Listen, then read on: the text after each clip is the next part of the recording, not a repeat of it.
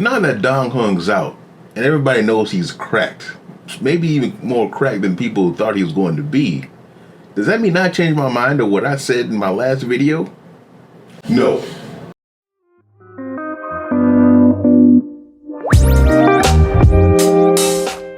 What's going on, YouTube? Ledger here once again. This time I should give some more Honkai Star Rail, and I want to talk about Dong Heng. Dong Heng is out, been out for a few days, and he is cracked. He's cracked out his mind, right? He's out here throwing his dragon in people's face and blowing everybody up, blowing up the enemies.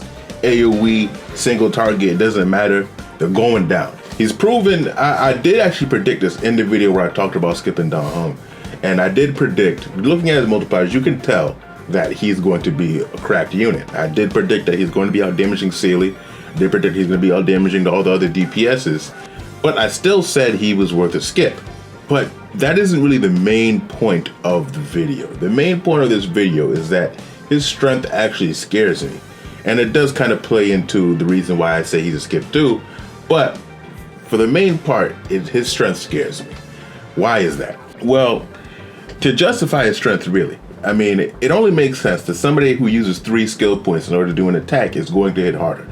That's how it should work. High risk, high reward. You know, that's how. But the thing is, though, the risk isn't that great when it comes to him because, as I said before, too, playing around that 3 skill point, at most 3 skill points, is not that hard, right? You're sticking with Ting Yun, you're sticking with Pella, you're sticking with Luocha or Japard, and he's good to go. He's good to go. They're generating skill points. He's using them. He uses his burst. He only has to use 1 skill point, maybe even 0.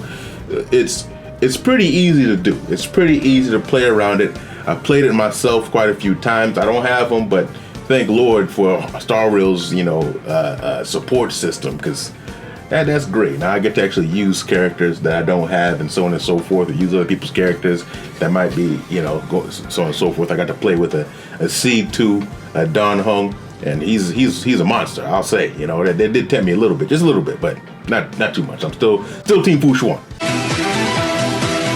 But the fact of the matter is, he's very strong. Very, very strong, and it's not that hard to attain his full strength because, mind you, he has a whole free-to-play light cone that comes close to his signature. So anybody can achieve that level of strength with him at E0. So the main problem that I'm having is the fact that it's almost like power creep in the sense of how much stronger he is. If that's the case, whenever power creep comes into play, usually it works because the content itself scales up. So more power is necessary. But it scares me because, well, is the content scaling up? Is the content going to scale up enough to justify the strength of Dong Heng? The thing is, right, the reason why it scares me, because I've seen this before.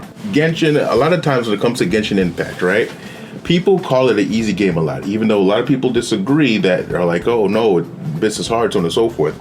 The reason why people say Genshin is an easy game is because the characters that are available, their ceilings are much higher than the content requires, right?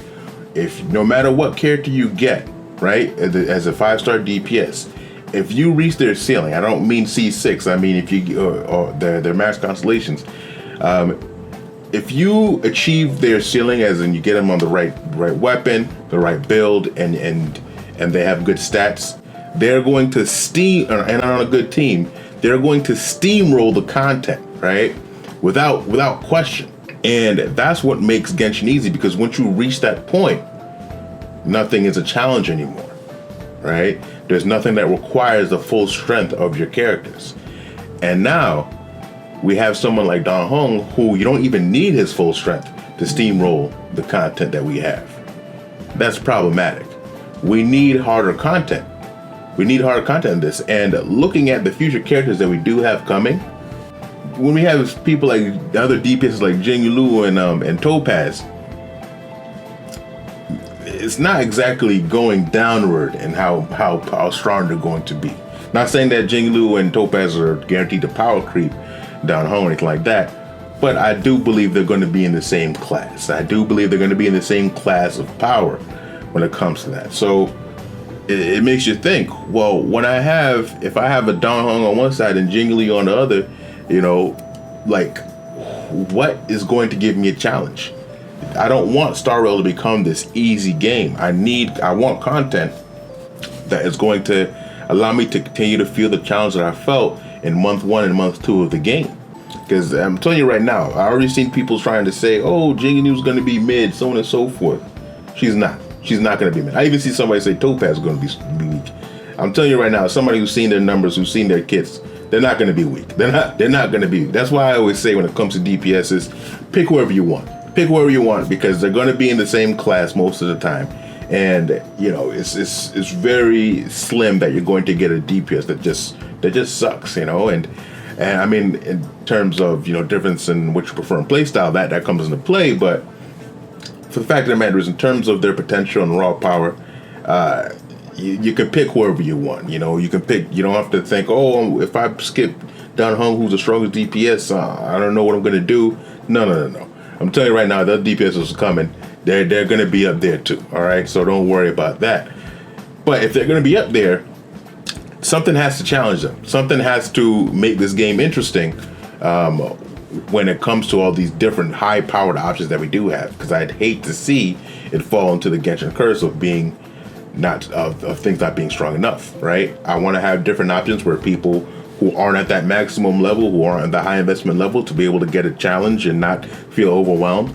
But also at the same time, the veterans, or the people who've been playing since launch, who are able to level the characters, or are able to beat the current memory of chaos stages and everything like that, be able to continue to get challenges as they get more characters along the way. And the fact of the matter is, Dan Heng is the first sign to me that might be an issue.